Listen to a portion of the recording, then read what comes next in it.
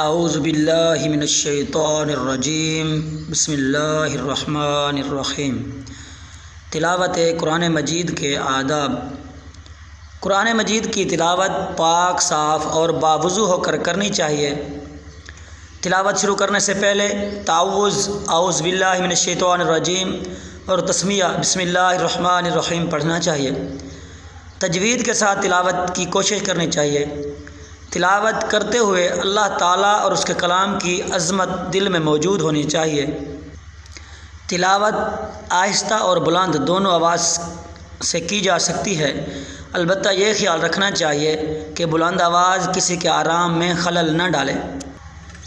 سجدہ تلاوت والی آیات پر سجدہ کرنا چاہیے۔ ہمیں سجدہ تلاوت کا طریقہ اور آداب سیکھنے چاہیے۔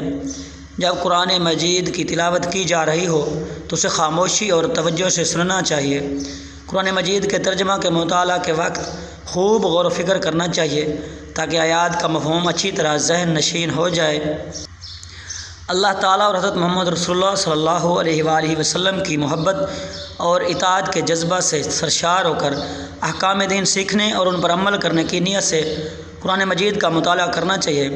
اللہ تعالیٰ اور حضرت محمد رسول اللہ صلی اللہ علیہ وآلہ وسلم کی عظمت اور جنت و خوشخبری اور ترجمہ پڑھتے وقت خوشی کے اظہار اور شکر کے ساتھ اللہ تعالیٰ سے اس کی رضا اور جنت کی دعا مانگنی چاہیے۔ اللہ تعالیٰ کے غضب، جہنم اور اس کے عذاب والی آیات اور ترجمہ پڑھتے وقت اللہ تعالیٰ کا خوف رکھتے ہوئے جہنم کے عذاب اور اللہ کی غضب سے بچنے کی دعا مانگنی چاہیے۔ تلاوت کے آخر میں اپنے والدین، اساتذہ کرام، مرحومین اور پوری امت مسلمہ کے لیے سلامتی، بھلائی اور مغفرت کی دعا کرنی چاہیے۔ وما علینا الا البلاغ۔